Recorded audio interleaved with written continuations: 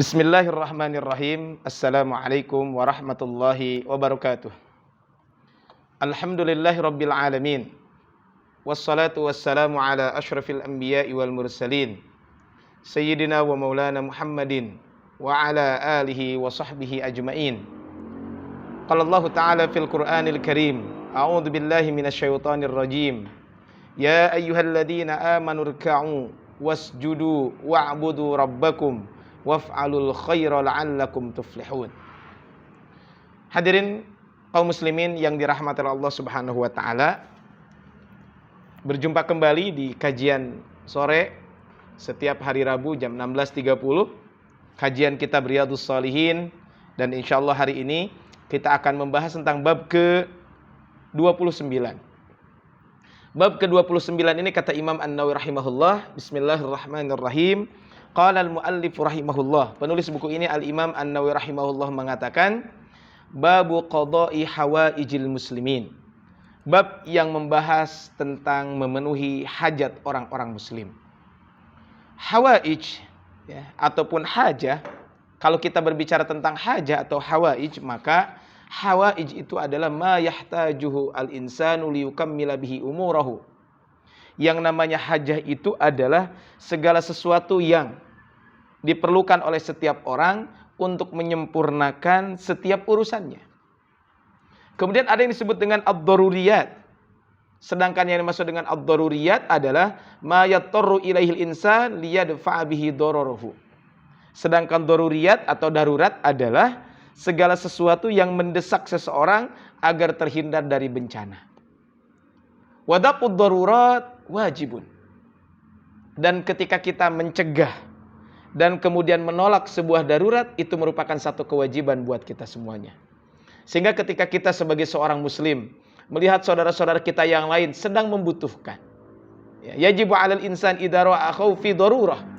Ketika kita melihat, ketika seorang manusia melihat ada orang yang sedang membutuhkan sesuatu yang sangat darurat, maka wajib buat dia untuk membantunya, untuk melepaskannya kaitan dengan darurat yang dia miliki tersebut.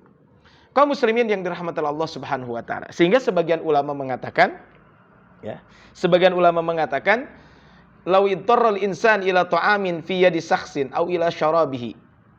Jika seseorang sangat membutuhkan makanan yang ada di tangan orang lain, atau dia sangat membutuhkan yang namanya minuman, sedangkan orang yang memiliki makanan dan minuman yang di tangannya itu tidak terlalu membutuhkannya, maka ketika orang tersebut tidak mau memberikan, kemudian orang yang darurat itu meninggal dunia, maka ia harus menanggungnya kelak di hari kiamat.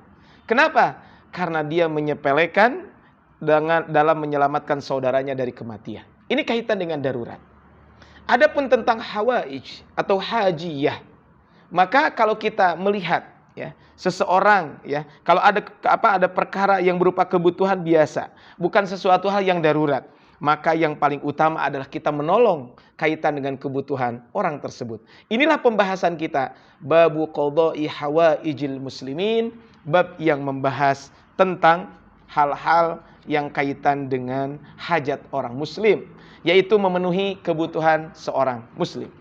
Allah Subhanahu wa taala mengingatkan kita di dalam Al-Qur'an, wa ta'awanu 'alal birri wat taqwa, dan hendaklah kalian saling tolong-menolong dalam perbuatan baik dan takwa, wala ta'awanu 'alal itsmi wal udwan, dan janganlah kalian tolong-menolong dalam berbuat dosa dan permusuhan. Maka ini adalah satu ayat yang sangat penting buat kita semuanya. Pentingnya kita saling tolong-menolong, membantu memenuhi hajat orang muslim, selama itu dalam kebaikan, selama itu bukan dalam kemaksiatan. Tetapi kalau kaitan dengan kemaksiatan, maka tentu kita tidak boleh membantu orang-orang seperti ini. Makanya kata Rasulullah SAW dalam sebuah hadis, unsur akhaka dhaliman aw madluma. Tolonglah saudaramu yang terzolimi dan saudaramu yang menzolimi. Para sahabat mengatakan, kalau kami menolong orang terzolimi kami tahu, tapi bagaimana kami caranya menolong orang yang menzolimi? Maka kata Rasulullah SAW, tamna'uhu minadh-dhulmi, maka kamu mencegah dia untuk berbuat zalim, fadzalika nasruka iyyahu, maka itulah cara kamu menolong saudaramu. Kaum muslimin yang dirahmati Allah Subhanahu wa taala, maka berarti kalau kita lihat apa yang disampaikan oleh Al-Imam An-Nawawi, babu qada'i hawaijil muslimin, bab memenuhi hajat-hajat kaum muslimin, adalah yuridu bidzalikal hawaij al-mubahah. Maka yang dimaksudkan dengan membantu atau memenuhi hajat seorang muslim adalah ketika hajat-hajat itu hajat yang dibolehkan. Fa innahu yanbaghi laka an tu'ina akhaka 'alaiha. Maka tentu ketika ada hajat yang dibutuhkan oleh seorang muslim, maka hendaklah kita membantu saudara kita dalam memenuhi hajatnya. Kenapa? Karena fa innallaha fi 'aunika ma kunta fi 'auni akhika. Karena Allah akan selalu menolong kita selama kita menolong saudara-saudara kita yang lain. Wallahu fi 'aunil 'abdi ma kana al-'abdu fi 'auni akhihi. Ini adalah kaitan dengan rumusan buat kita semuanya, kaitan selalu membantu saudara-saudara kita. Kaum muslimin rahmatullah Allah Subhanahu wa taala. Al-Imam An-Nawawi rahimahullah di dalam di dalam pembahasan ini beliau menyebutkan satu ayat di dalam Al-Qur'an. Ayat ini disebutkan a'udzubillahi minasyaitonirrajim. Ya ayyuhalladzina amanu, wahai orang-orang yang beriman, irka'u, maka hendaklah kalian ruku, wasjudu, dan sujudlah. Kemudian waf'alul khair wa'budu, dan beribadahlah. Saya ulangi. Ya ayyuhalladzina amanu irka'u. Pertama, wahai orang-orang beriman, rukulah kalian. Wasjudu, dan sujudlah kalian. Wa'budu rabbakum, dan beribadahlah kepada Rabb kalian. Waf'alul khaira la'allakum tuflihun, dan hendaklah kalian melakukan kebaikan-kebaikan, mudah-mudahan kalian akan mendapatkan keberuntungan. Kaum muslimin dan rahmatullah Allah Subhanahu wa taala. Kalau kita lihat dari ayat ini, maka satu pelajaran penting buat kita semuanya adalah bagaimana Allah Subhanahu wa taala menyuruh kepada kita semuanya untuk ruku dan sujud. Ini menunjukkan ibadah yang kaitan dengan Allah. Kita disuruh untuk beribadah kepada Allah Subhanahu wa taala. Wa'budu rabbakum, ditekankan kita suruh beribadah kepada Rabb kalian. Kemudian waf'alul khaira, di sini disebutkan dengan kata-kata al khaira, maka lakukanlah kebaikan-kebaikan. Maksudnya berbuatlah kebaikan. Di antara kebaikan itu adalah baik kaitan dengan hablum minallah, urusan kita dengan Allah tadi dengan ruku dan sujud, termasuk juga adalah hablum minannas, dengan kita memenuhi hajat seorang muslim. Inilah yang bisa kita lakukan kaitan dengan membantu. Waf'alul khaira la'allakum tuflihun, agar kamu beruntung. Kata Allah dalam ayat lain, wa ma taf'alu min khairin, dan kebaikan apa saja yang kamu kerjakan, fa innallaha bihi alim, maka sesungguhnya Allah Maha mengetahui. Di sini menggunakan khairin, kebaikan itu apapun. Salah satunya adalah babu qada'i hawaijil muslimin, bab ketika kita membantu hajat-hajat seorang muslim. Kita membantu orang yang sangat membutuhkan. Ini bagian dari waf'alul khaira atau wa ma taf'alu min khairin.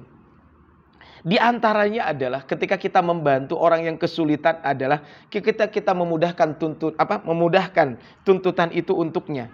Berdasarkan firman Allah Subhanahu wa taala, wa in kana dzu usratin fanadhiratun ila maisarah. Dan jika orang berhutang itu dalam kesulitan, maka berilah tenggang waktu sampai ia memperoleh kelapangan. Ini adalah bagian dari babu qada'i hawaijil muslimin.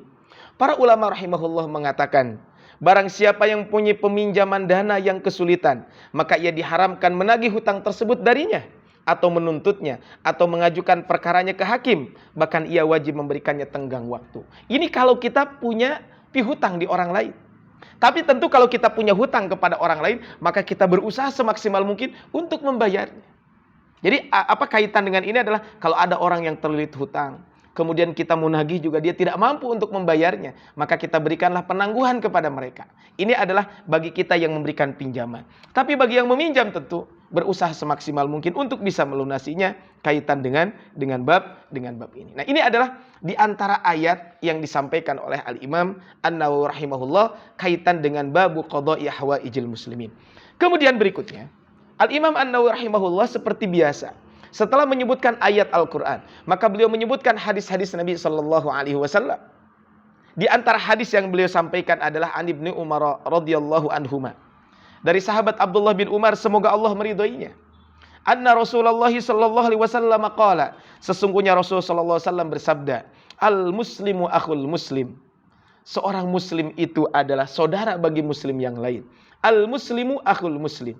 Muslim itu adalah saudara bagi muslim yang lainnya. Kaum muslimin rahmatullah Allah Subhanahu wa taala, kalau kita lihat dari hadis ini, al-muslimu akhul muslim. Seorang muslim itu adalah saudara bagi muslim yang lainnya. Maksudnya apa? Maksudnya adalah al-muslimu akhul muslim tersebut adalah bahwa kesamaan akidahlah mereka menjadi bersaudara. Walaupun berbeda suku, bahasa, kulit, bangsa, dan lain sebagainya. Kesamaan akidah adalah dasar persaudaraan terkuat antara sesama kaum muslimin. Al-muslimu akhul muslim. Ini adalah persaudaraan yang sangat agung. Dan persaudaraan berlandaskan akidah ini adalah persaudaraan yang terkuat dan teragung di atas persaudaraan-persaudaraan yang lainnya. Makanya kata Al-Imam Al-Munawi rahimahullah ketika beliau menjelaskan tentang bab ini, ayyajma'uhuma dinun wahidun wal ukhuwah ad-diniyati a'dhamu minal haqiqah. Nah, kata beliau keduanya disatukan oleh agama yang satu. Persaudaraan karena agama adalah lebih mulia dibanding persaudaraan yang hakiki, yaitu karena nasab. Kenapa? Karena buahnya adalah dunia. Li'anna samrata hadhihi dunyawiyah wa tilka ukhrawiyah. Persaudaraan yang landasannya karena nasab biasanya identik kaitan dengan urusan dunia. Tapi persaudaraan yang dilandasi oleh rasa ukhuwah imaniyah, maka tujuannya adalah akhirat. Makanya kalau kita lihat ada ungkapan salah seorang ulama, maka kata beliau, persaudaraan yang dilandasi karena persaudaraan yang dilandasi karena nasab, biasanya urusannya mungkin hanya dunia saja. Tapi persaudaraan landasannya karena Allah Subhanahu wa taala. Landasan ukhuwah ini karena keimanan, maka yang ditekankan adalah bagaimana kaitan dengan kita beribadah kepada Allah Subhanahu wa taala. Maka dalam hadis ini, karena kita sebagai seorang muslim, saudara muslim yang lain, la yadlimuhu, maka kita tidak boleh menzoliminya.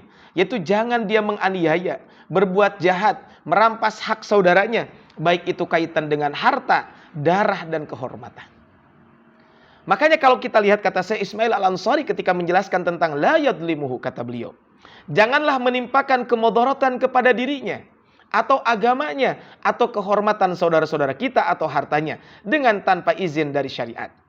Namun, jika ia melakukan pelanggaran terhadap syariat, maka dia boleh diambil hartanya, bahkan nyawanya, tergantung tindakan kejahatan yang dilakukan.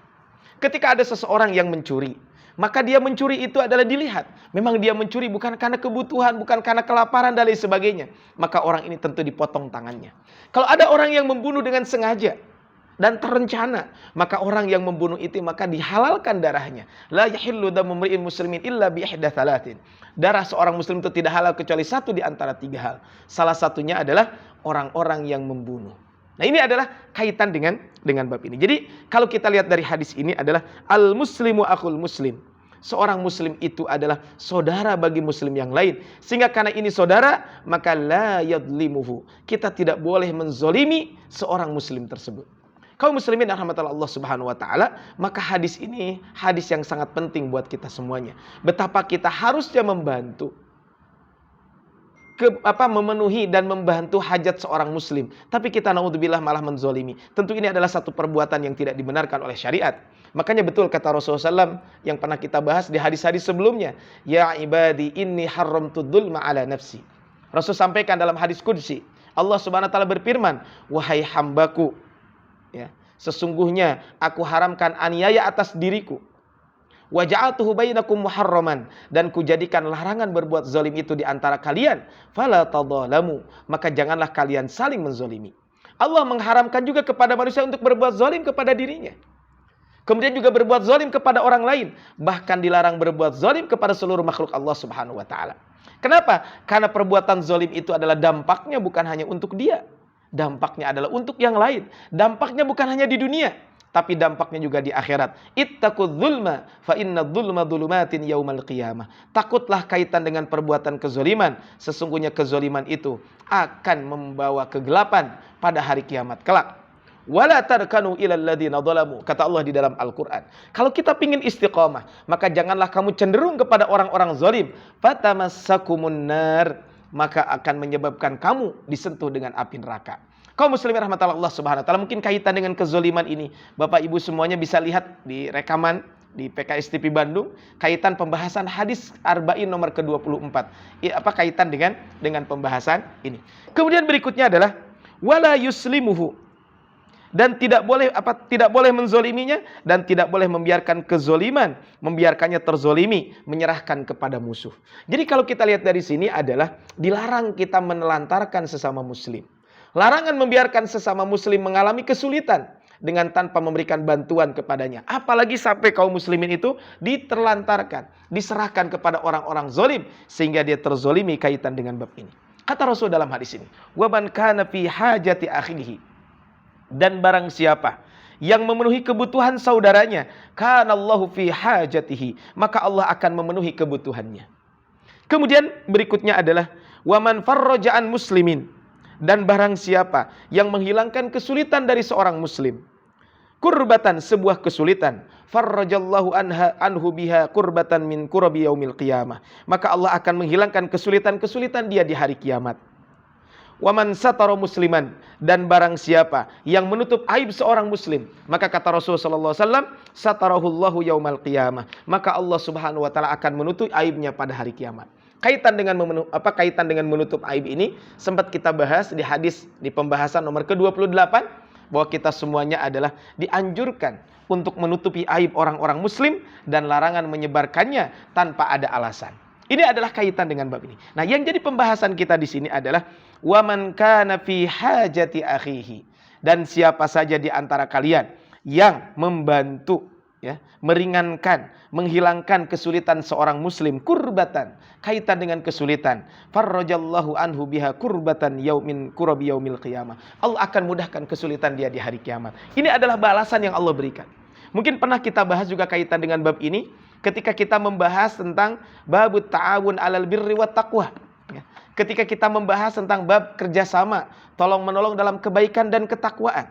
Di bab ke-21 pernah kita bahas. Salah satunya adalah bentuk ta'awun itu adalah kita menghilangkan, kita membantu, memenuhi hajat seorang muslim. Itu bagian daripada ta'awun. Dan ini sekali lagi adalah ada kaitannya dengan bab ke-21. Bab ke-29 ini erat kaitannya dengan babut ta'awun 'alal birri wat taqwa. Bab kerjasama, tolong menolong dalam kebaikan dan ketakwaan. Kaum muslimin yang dirahmati Allah Subhanahu wa taala. Kemudian hadis kedua yang disampaikan oleh Al-Imam An-Nawawi rahimahullah adalah hadis dari Abu Hurairah. Hadis dari sahabat Abu Hurairah, semoga Allah meridhoinya. Bahwa dalam hadis ini disebutkan an Abi Hurairah radhiyallahu anhu. Dari sahabat Abu Hurairah, semoga Allah meridhoinya. Qala, beliau berkata, qala Rasulullah sallallahu alaihi wasallam. Rasulullah SAW bersabda, man naffasa an mu'minin, siapa yang membantu menyelesaikan kesulitan seorang muslim, yaitu barang siapa yang meringankan, bahkan menghilangkan kesulitan saudara sesama muslim, siapapun mereka, tidak peduli suku, bangsa, kemudian warna kulit dan lain sebagainya. Maka kata Rasulullah SAW, man naffasa an mu'minin kurbatan min kurabid dunya, dari sebuah kesulitan di antara kesulitan-kesulitan dunia. Dalam hadis sebelumnya disebutkan man farraja, yaitu meringankan dan melapangkan. Jadi ada man naffasa, ada man farraja. Kalau naffasa membantu menyelesaikan kesulitan. Kalau farraja adalah meringankan dan melapangkan. Bisa juga maknanya adalah azala, menghilangkan dan menyingkirkan. Kaitan dengan man naffasa. Man kurbatan min kurabi yaumil min kurabid dunya. Satu kesulitan di antara kesulitan-kesulitan dunia. Meringankan satu kesulitan saudara sesama mukmin di antara kesulitan-kesulitan lain pada urusan dunia, maka kalimat ini menunjukkan bahwa bantuan yang diberikan hanya pada satu kesulitan saja. Jika saudaranya memiliki kesulitan harta, atau dia sakit, atau cekcok dengan tetangga dan saudaranya, dia hanya mampu menyelesaikan salah satu saja, maka kata Rasul, kurbatan, kesulitan besar yang menggelisahkan. Jamaknya adalah kurab. Ya, kata Syekh Ismail Al-Ansari mengatakan syiddatun azimah, kesulitan yang sangat besar, yaitu apa-apa yang menggelisahkan jiwa dan membuat hati sedih. Maka kata Rasul dalam hadis ini, naffasallahu anhu kurbatan min kurabi yaumil qiyamah. Maka Allah Subhanahu wa taala akan memudahkan salah satu kesulitan di antara kesulitan-kesulitan pada hari kiamat, yaitu di akhirat kelak Allah Subhanahu wa taala akan menghilangkan dan melapangkan dirinya dari kesulitan di antara berbagai kesulitan di hari kiamat. Kaum muslimin yang rahmatullah Allah Subhanahu wa taala. Ini adalah kalau kita membantu satu kesulitan. Apalagi kalau kita berpuluh-puluh kesulitan, ratusan kesulitan yang kita bantu kepada saudara-saudara kita, maka tentu kebaikannya akan lebih banyak kaitan dengan bab ini. Makanya kata Syekh Abdul Ala Al-Mubarakfuri ketika beliau menyampaikan, karena semua makhluk adalah keluarga Allah dan meringankan kesulitan adalah sebuah kebaikan, maka Allah Ta'ala membalasnya dengan kebaikan pula. Hal jazaul ihsani illal ihsan. Dan tidak ada batasan kebaikan kecuali kebaikan yang semisalnya. Kaum muslimin yang dirahmati Allah Subhanahu wa taala. Kemudian kata Rasul dalam hadis ini, "Wa man satara Wa man yassara 'ala mu'sirin. Dan barang siapa yang memudahkan orang yang sedang kesulitan. Kita memberikan kemudahan kepada orang yang kesulitan. Siapapun dia yang memberikan kelapangan, memberikan keringanan, memberikan bantuan, pertolongan kepada orang lain. Walaupun mungkin dia non-muslim. Tidak mesti dia muslim. Walaupun dia non-muslim. Sedang melalui kesulitan. Hutang, bencana alam, peperangan, pengusiran dan lain sebagainya. Dia memiliki kesulitan. Kemudian kita mudahkan. Jika ini berlaku untuk non-muslim, apalagi kalau kita lakukan kepada seorang muslim. Maka betul kata Syekh Abdul A'la Al-Mubarakfuri mengatakan, memberikan kemudahan bagi orang fakir. Dan ini mencakup orang mukmin dan kafir. Siapa saja di antara mereka yang memiliki hutang, maka hendaklah dipermudah perlunasannya, atau dia membebaskan sebagian atau semuanya. Ini kata Syekh Al-Mubarakfuri. Wa man yassara 'ala mu'sirin. Kata Imam Ibnu Allan ketika menjelaskan tentang ini, maka kata beliau memudahkannya dengan membebaskan kesulitannya, atau memberikan hibah atau sedekah atau menangguhkan agar memperoleh kemudahan, baik melalui dirinya atau menjadi perantara kaitan dengan bab ini. Ini kaitan dengan bab ini. Kemudian kata Rasulullah SAW, yassarallahu alaihi fid dunya wal akhirah. Maka niscaya Allah akan mudahkan. Allah akan memberikan kemudahan baginya di dunia dan di akhirat.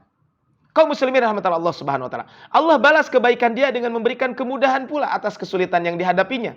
Baik kesulitan di dunia ataupun kesulitan di akhirat. Dalam hadis lain Rasul menyampaikan, man sarrahu an yunjiyahullahu min kurabi yaumil qiyamah. Barang siapa yang suka Allah menyelamatkan dari berbagai kesulitan di hari kiamat. Maka kata Rasul, fal yunaffas an mu'sirin au yadhu anhu. Maka hendaklah dia meringankan hutang saudaranya atau membebaskannya. Kaum muslimin yang dirahmati Allah subhanahu wa ta'ala. Ini adalah kaitan dengan keistimewaan membantu sesama kaum muslimin. Kemudian waman satara musliman. Dan barang siapa yang menutup aib seorang muslim. Yaitu barang siapa yang menyembunyikan aurat, menyembunyikan noda dan hal yang membuat saudara malu jika diketahui oleh orang lain, baik secara fisik ataupun non fisik. Menutup aib saudara sesama muslim adalah bagian dari cara menolong saudara muslim. Man satara. Satara itu artinya menutup, artinya menyembunyikan dan melindungi. Maka tasattur artinya adalah menutupi. Ini adalah kaitan dengan wan satara. Maka kata Syekh Abdul Aziz Al-Syekh Hafidhahullah, beliau mengatakan, man satara musliman. Barang siapa yang menutup aib seorang muslim. Muslim di sini adalah juga berlaku bagi semua kaum muslimin, baik muslim yang taat, ya, lagi soleh, atau muslim yang fasik. Sesungguhnya menutup aib seorang muslim adalah di antara amal yang utama. Bahkan segolongan ulama ada yang mengkategorikan wajib. Sesungguhnya seorang muslim yang tidak punya wewenang amar ma'ruf nahi munkar, seperti pemimpin, aparat, polisi, ahlul hisbah dan lain sebagainya, wajib baginya menutup aib saudaranya muslim, atau dianjurkan baginya untuk menutupinya. Jika dia tahu maksiat saudaranya, hendak dia menyembunyikannya.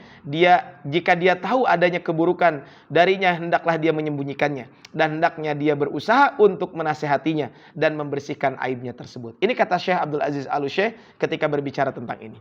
Makanya kemudian beliau melanjutkan, ya. Kata beliau, adapun ahlul hisbah, adapun orang yang melakukan amar ma'ruf nahi munkar, maka mereka mereka boleh mengetahui hal ini selama sesama mereka saja, tetapi mereka tidak boleh membeberkan kepada masyarakat umum, kecuali orang-orang yang melakukan kemaksiatan itu dengan terang-terangan dia melakukan kemaksiatan tersebut. Ini adalah kaum muslimin rahmatullah Allah subhanahu wa ta'ala. Ini jika kesalahan yang dia lakukan memang kesalahan yang bukan terus-menerus. Mungkin hanya dia, ya namanya manusia, mungkin tidak pernah luput dari dosa. Adapun jika kesalahan itu adalah kesalahan yang membawa dampak kerusakan pada agama dan manusia lain, maka tidak apa-apa dibongkar dan diusut kaitan dengan kesalahan tersebut. Ini adalah kaitan dengan bab ini. Maka kaitan dengan man satara musliman, yaitu barang siapa yang menutup saudaranya, yaitu adalah kaitan dengan badannya, aibnya, dengan tidak menggibahi dia dan membelanya dari berbagai aib. Ini jika kesalahannya memang dikenal tidak mendatangkan kerusakan. Jika demikian, maka dianjurkan untuk membawa dan menceritakan kesalahan kepada pemimpin. Jika dia melihat maksiatnya, maka hendaklah diingkarinya sesuai dengan kemampuan. Jika dia lemah posisinya, maka laporkan kepada hakim. Kaum muslimin yang dirahmati Allah subhanahu wa ta'ala, maka satarahullahu fid dunya wal akhirah. Orang yang menutup aib seorang muslim di dunia, maka Allah akan tutup aibnya di dunia dan di akhirat. Allah akan menutup aibnya dan kekurangannya, ya, kaitan dengan orang tersebut dari penglihatan manusia. baik itu di dunia ataupun di akhirat. Maka kata Syekh Abdul Muhsin Al-Abbad ketika menjelaskan hadis ini, kata beliau, ini juga perbuatan menutup aib di dunia, balasannya adalah orang tersebut ditutup aibnya di dunia dan di akhirat. Maka as-sitru artinya menyembunyikan aib dan tidak menampakkannya. Orang yang track recordnya dikenal baik, mungkin saja dia melakukan maksiat, maka hendaklah dinasehati dan ditutupi aibnya. Kejahatan justru memudahkan dia untuk berbuat jahat, lalu dia melanjutkan kejahatan dan menyengaja melakukannya. Maka bagi yang seperti ini justru membukanya adalah lebih bermaslahat. Makanya jika tadi disampaikan, kalau dia memang orangnya orang baik, kemudian dia melakukan kesalahan, maka kita tutup aibnya. Tapi bagi orang yang terus-menerus melakukan kejahatan, maka tentu kalau dibiarkan akan menambah kerusakan, maka kita tidak masalah kita membuka aib orang tersebut. Tapi tujuannya adalah bukan karena kebencian kepada pribadinya, tapi adalah dampak kaitan dengan maksiat yang dilakukan ini. Kemudian kaitan dengan hadis ini kata Rasulullah SAW, Wallahu fi aunil abdi, ma kana al-abdu fi auni akhihi. Allah akan selalu menolong hambanya selama hambanya itu menolong saudaranya yang lain. Selama seorang hamba itu menolong saudaranya, maka Allah akan selalu menolongnya. Kata Syekh Shalih bin Abdul Aziz Al-Syekh mengatakan, hada fihi hathun ala ayyu'inal mar'u akhahu bi'a'dami hathin. Hadis ini terdapat dorongan yang begitu besar bagi setiap orang untuk menolong saudaranya. Di mana seorang hamba jika menolong saudaranya, maka Allah akan memberikan pertolongan kepada orang tersebut. Fa innallaha fi aunihi, maka Allah akan selalu menolong orang-orang yang melakukan ini. Kemudian berikutnya adalah kata Rasul sallallahu alaihi wasallam, di antara bentuk tolong menolong juga mungkin saja kita bahas ketika pembahasan di bab ke-21, bab tentang tolong menolong. Wa man salaka tariqan, dan barang siapa yang menempuh jalan dengan apapun perjalanan itu, jalan kaki, berkendaraan dan lain sebagainya. Maka kata Imam Ibnu Allan mengatakan dilakukan dengan berbagai macam cara jalan, baik dengan berjalan kaki dan yang semisalnya. Dia menempuh berbagai jalan, cara dan pencarian ilmu. Yaltamisu fiha ilman, tujuannya adalah dia untuk mencari ilmu. Apa kata Rasulullah SAW kaitan dengan bab ini? Maka yaltamisu fiha ilman, tujuannya adalah untuk mencari ilmu. Maka ilman di sini adalah ilman syar'iyan, ilmu syariat, dan ilmu yang menjadi alat mencapainya, dan ilmu yang menjadi alat mencapai wajah Allah. Artinya ilmu-ilmu yang kaitan dengan kebaikan. Dikatakan bahwa hal ini menjadi syarat semua ibadah. Bahkan biasanya para ulama mengikat berbagai urusan ibadah dengan ilmu syar'i. Lantaran sebagian manusia telah meremehkan masalah ini atau melalaikannya. Artinya apa? Dia mencari ilmu. Tujuannya ini. Nah, mencari ilmu sekarang mungkin macam-macam. Bisa jadi mungkin kita dengan kita menonton video dan lain sebagainya. Kita tujuannya adalah untuk mencari ilmu. Kata Rasulullah, sahalallahu lahu bihi tariqan ilal jannah, maka Allah akan mudahkan baginya jalan menuju surga. Ilmu syar'i yang dicarinya untuk menjadi sebab dirinya masuk ke dalam surga. Karena ilmu-ilmu syariatlah yang dapat membimbing manusia untuk menuju kebaikan dan menjauhi kaitan dengan keburukan. Makanya kata Syekh Shalih bin Abdul Aziz Al-Syekh ketika menjelaskan hadis ini, kata beliau, ini adalah dorongan dan anjuran untuk menempuh jalan ilmu dan bersungguh-sungguh dalam mencarinya. Maka jalan apapun yang Anda tempuh, Allah Subhanahu wa taala dengannya akan memudahkan Anda menempuh jalan ke surga, dengan syarat ikhlas dalam mencari ilmu, karena ilmu salah satu pintu di antara pintu-pintu surga, dan surga tidak dapat diraih kecuali bagi orang-orang yang mengetahui hak Allah Subhanahu wa taala. Maka barang siapa yang menuntut ilmu dan dia bersungguh-sungguh mencarinya ikhlas karena Allah Subhanahu wa taala, maka Allah akan mudahkan baginya jalan menuju surga. Sahhalallahu lahu bihi tariqan ilal jannah, Allah akan mudahkan jalan menuju surga. Kemudian kata Rasul dalam hadis ini, wa majtama qaumun fi baitin min buyutillah, tidaklah sebuah kaum berkumpul di salah satu rumah di antara rumah Allah Subhanahu wa taala. Mereka duduk dan berkumpul di majelis yang sama atau berbeda-beda di sebuah masjid. Buyutillah adalah masjid Allah Subhanahu wa taala. Sebagaimana dikutip oleh Syekh Shalih bin Abdul Aziz Al-Syekh ketika beliau menjelaskan ini maksudnya adalah masjid. Masjid adalah Baitullah, rumahnya Allah Subhanahu wa taala. Pangkatnya tersebut untuk pemuliaan terhadap masjid, karena masjid adalah rumah untuk mencari ridha Allah Subhanahu wa taala. Maka siapa yang berkumpul di sebuah masjid, apa yang dia lakukan di dalam masjid tersebut? Maka yatluna kitab Allah, mereka membaca ayat-ayat Allah, yaitu membaca kitab Allah Subhanahu wa ta'ala, yaitu mereka melakukan tilawah terhadap Al-Quran, baik satu orang membaca dan didengarkan yang lain, atau mereka membaca sendiri-sendiri di tempat dan waktu yang sama. Maka maksud dari tadi disampaikan bahwa maksudnya adalah salah seorang di antara kalian membacanya Al-Quran. Sementara yang lain menyimaknya sebagaimana petunjuk para salaf. Adapun membaca ini adalah kaitan dengan ini. Jadi bisa jadi kita membaca masing-masing atau satu membaca kemudian yang lain mendengarkan. Ini adalah kaitan dengan yatluna kitaballah. Tidak hanya yatlun, tidak hanya dibaca, tapi Al-Qur'an itu adalah wa yatadarasunahu bainahum. Kemudian mempelajarinya di antara mereka. Dia mengkaji Al-Qur'an, baik qiraahnya, berbagai ulum Qur'annya, juga memahami tafsir baik secara rinci ataupun umum. Kita membahas apa ayat-ayat yang terkandung yang kita baca tersebut. Illa nazalat alaihimus sakinah. Dia akan mendapatkan 4 kebaikan. Pertama, melainkan niscaya akan diturunkan kepada mereka ketenangan, yaitu Allah menurunkan kepada mereka ketenangan dan ketentraman. Syekh Abdul Hasan Al-Mubarakfuri mengatakan as-sakinah qila fi makna sakinatu asya. Kata beliau yang namanya makna sakinah itu ada beberapa makna. Ya. Bisa jadi kata beliau adalah yang namanya sakinah sekali adalah maknanya macam-macam. Ini kata Syekh Abdul Hasan Al-Mubarakfuri. Bahwa sakinah ini merupakan suatu bagian dari makhluk Allah Subhanahu wa taala. Ini kata beliau, yang di dalamnya terdapat tumakninah, ketenangan. Di situ juga terdapat rahmat dan di situ juga terdapat malaikat bersamanya. Inilah yang dikatakan oleh Imam An-Nawawi kaitan dengan ini. Maka berarti akan turun kepadanya sakinah. Malaikat akan membawa ketenangan kaitan dengan ini. Kemudian yang kedua, wa ghasyiyatuhumur rahmah. Yang kedua dilimpahkan kepadanya rahmat, yaitu kasih sayang Allah Subhanahu wa taala di atas majelis mereka dan Allah menaungi mereka. Syekh Abdul Hasan Al-Mubarakfuri mengatakan bahwa wa ghasyiyatuhumur rahmah adalah di atas mereka, menutup mereka dan melindungi mereka. Kemudian wa khaffathumul malaikah, dan mereka pun akan dikelilingi oleh malaikat, yaitu malaikat ada di sekitar perkumpulan mereka. Dan Syekh Al-Mubarakfuri mengatakan ketika malaikat adalah haffathumul malaikah, malaikat mengelilingi mereka, maksudnya adalah malaikat pembawa rahmat dan berkah mengitari mereka sebagai bentuk pemuliaan terhadap apa yang mereka kerjakan. Atau mereka berputar dan berkeliling di sekitar langit dunia dalam rangka mendengarkan Al-Quran dan kajian mereka.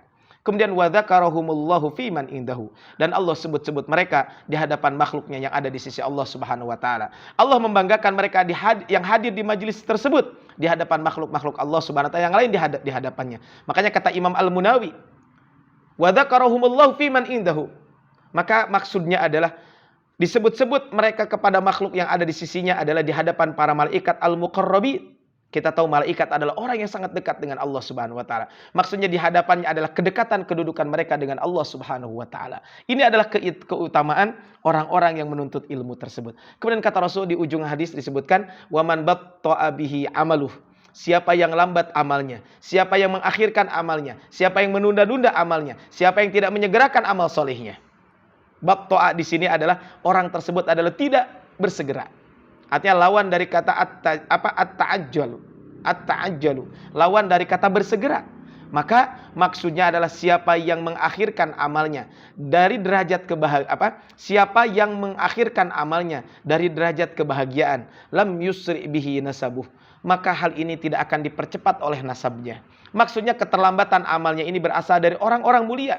Seorang anak ulama, seorang anak wali, seorang anak soleh. Tidaklah serta-merta dia menjadi ulama, menjadi wali, menjadi orang soleh karena ayahnya. Tetapi amal solehlah yang akan membuatnya mulia. Sehingga kata Syekh Abdul A'la Al-Mubarakfuri mengatakan, kekurangannya itu tidak cukup ditutupi dengan keadaan nasabnya di tengah kaumnya. Nasab seseorang tidak mengantarkan kepada taqarrub, pendekatan diri kepada Allah Subhanahu wa taala, tetapi amal solehlah yang akan menyebabkan dia dekat dengan Allah Subhanahu wa taala. Makanya di dalam Al-Qur'an disebutkan inna akramakum indallahi atqakum. Sesungguhnya orang yang paling mulia di sisi Allah Subhanahu wa taala adalah orang yang bertakwa di antara kalian. Hal ini dibuktikan mayoritas ulama salaf dan khalaf tidak memiliki nasab dari orang-orang besar. Justru banyak ulama salaf yang menjadi pelayan, yang di sisi lain mereka juga menjadi pemimpin umat dan membawa kasih sayang. Artinya menunjukkan bahwa man batta'a bihi amaluh lam yusra' bihi nasabuh. Rawahu Muslim. Hadis ini adalah hadis riwayat Imam Muslim. Kaum muslimin yang dirahmati Allah Subhanahu wa taala, dari hadis yang barusan disampaikan ada beberapa pelajaran penting yang bisa kita ambil pelajaran. Pertama adalah semua contoh amal kebaikan yang dipaparkan dalam hadis di atas adalah amal badaniyah. Baik itu lisan, baik itu tingkah laku, dan juga adalah yang ditopang juga oleh harta. Hal ini menunjukkan bahwa amal perbuatan yang nampak dan dilakukan oleh badan adalah ini sangat penting. Tadi kan disebutkan ada kaitan membantu sesama. Tentu membantu sesama di sini adalah dengan badan kita. Termasuk juga dengan harta kita. Tapi ada juga datang dengan lisan kita. Yatluna kitaballah. Kita membaca ayat Al-Quran. Ini bagian dari keyakinan Ahlus Sunnah wal Jamaah. Bahwa iman itu harus dibuktikan. Harus diikuti dengan amal soleh yang nyata. Bukan hanya sekedar keyakinan dalam hati. Makanya ketika Wahab bin Al-Munabbih ditanya, bukankah la ilaha illallah adalah miftahul jannah, kunci surga? Maka beliau menjawab, bala, iya.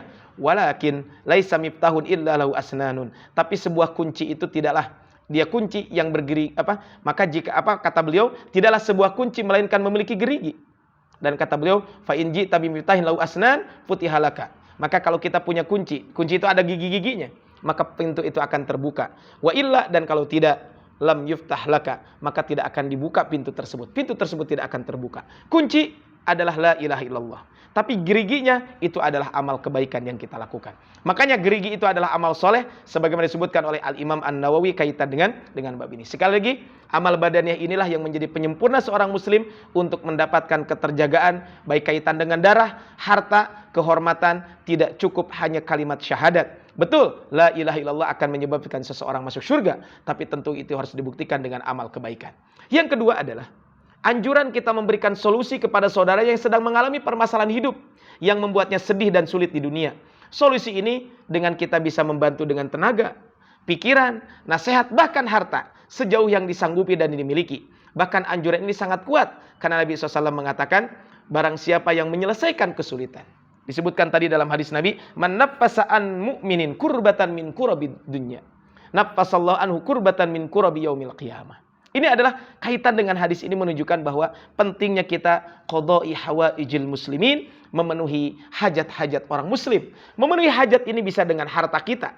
Memenuhi hajat ini bisa dengan yang lainnya. Apapun bisa kita lakukan. Dengan harta, dengan tenaga, pikiran, nasihat dan lain sebagainya. Ini bisa kita lakukan. Makanya kata Imam Ibnu Daqiq Al-Aid, hadis yang mulia ini menghimpun berbagai macam ilmu, kaidah dan adab. Di antaranya terdapat keutamaan qadha'i hawaijil muslimin, memenuhi kebutuhan kaum muslimin dan memberikan manfaat kepada mereka dengan cara yang mudah, baik dengan ilmu, harta, pertolongan, atau menunjukkan kepada maslahat atau nasihat dan lain sebagainya. Sehingga Rasulullah SAW banyak memberikan dorongan agar kita membantu kesulitan saudara sesama muslim. Di antaranya tadi disebutkan, waman kana fi hajati akhihi kana Allahu fi hajati akhihi. Barang siapa yang memenuhi kebutuhan saudaranya, maka Allah akan memenuhi kebutuhan dia. Ini adalah kaitan dengan hadis yang tadi kita sampaikan.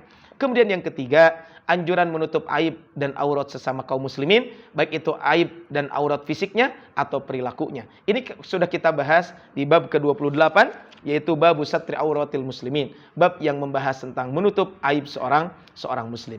Kemudian berikutnya adalah kaum muslimin yang rahmatan Allah Subhanahu wa taala. Sedikit mungkin kaitan dengan menutup aib seorang muslim. Apakah menutup ini harus dilakukan? Iya, memang harus dilakukan. Tapi ada kalanya mungkin kita boleh untuk tidak menutup aib seorang muslim. Atau dalam bahasa sederhana adalah ada beberapa gibah yang dibolehkan. Pertama adalah mengadukan kepada hakim tentang kejahatan orang yang menganiayanya. Kedua, minta tolong supaya menasihati orang yang berbuat mungkar kepada orang yang dianggap sanggup menasihatinya. Ketiga, karena minta fatwa, fulan menganiaya saya dan seterusnya, karena meminta fatwa. Bertujuan menasihati agar orang lain tidak terpedaya oleh hal tersebut. Kemudian terhadap orang yang terang-terangan melakukan kejahatan, maka yang demikian bukanlah ghibah, sebab ia sendiri yang menampakkan kejahatan tersebut. Kemudian memperkenalkan seseorang dengan gelar yang disandangnya. Dulu ada para ulama yang mendapat gelar Al-A'mash, buram matanya, Al-A'raj, si pincang, Al-A'ma, si buta, Al-Asam, si tuli. Memang ini nama-nama gelar para ulama yang dahulu disebutkan oleh dalam buku-buku biografi para ulama. Itu adalah pelajaran ketiga. Pelajaran keempat adalah anjuran untuk menolong dalam hal kebaikan terhadap sesama muslim, baik urusan dunia dengan membantu memberikan pakaian jika dia tidak punya, memberi makan, memberi minum dan lain sebagainya. Termasuk juga adalah kita membantu kaitan dengan urusan akhiratnya. Kita bantu dia untuk bisa beribadah kepada Allah Subhanahu wa taala. Inilah bab 21 yang pernah kita bahas, wa ta'awanu 'alal birri wat taqwa wa la ta'awanu 'alal itsmi wal udwan. Kita tolong menolong dalam kebaikan dan takwa dan jangan tolong menolong dalam berbuat dosa dan pelanggaran. Makanya kita tolong menolong dalam urusan dunia. Ya, dia butuh bantuan, kita bantu. Nah, selama bantuan itu adalah dalam al-asya al-mubahah, al-umur al-mubahah. Selama itu adalah urusan-urusan dunia yang memang mubah dan urusan-urusan tersebut adalah memang dianjurkan kita membantunya. Yang kelima adalah keutamaan orang yang menempuh jalan untuk menuntut ilmu. Tadi disebutkan man salaka tariqan yaltamisu fi ilman sahalallahu lahu bihi tariqan ilal jannah. Syaratnya adalah menuntut ilmu harus dibarengi dengan keikhlasan. Kemudian yang berikutnya adalah hadis ini menunjukkan anjuran kuat untuk berkumpul di masjid dalam rangka membaca Al-Qur'an, mempelajari Al-Qur'an, dalam rangka kita belajar dan mengajarkan Al-Qur'an. Ini adalah kaitan dengan bab ini adalah kita dianjurkan untuk selalu konsisten memakmurkan masjid, salah satunya dengan membaca Al-Qur'an. Yang terakhir kaum muslimin yang rahmatullah Allah Subhanahu wa taala, pelajaran dari hadis yang kita bahas ini adalah hadis ini menunjukkan bahwa keutamaan manusia ditentukan oleh amalnya, bukan oleh nasabnya. Walaupun seorang berasal dari keluarga yang baik, seorang ulama, orang tuanya bahkan mengklaim keturunan Nabi sallallahu alaihi wasallam, tetapi amalnya tidak saleh, maka nasab mereka tidak membela dan tidak pula menjadi penolong bagi mereka. Sebaliknya, ada seorang mungkin dari keluarga biasa-biasa saja, bahkan nenek moyang mereka mungkin jasa musuh Islam, tetapi orang tersebut banyak melakukan kesolehan, maka ini tentu lebih utama. Contoh, kita tahu Abu Jahal. Dia orang yang selalu menjelek-jelekan Islam. Dia orang yang selalu menghalangi dakwah Islam. Tapi putranya Ikrimah bin Abu Jahal, ayahnya adalah musuh Nabi SAW yang sangat keras permusuhannya. Tetapi Ikrimah sendiri adalah pahlawan Islam ketika perang Yarmuk. Oleh karena itu, janganlah berbangga dengan nasab yang mulia.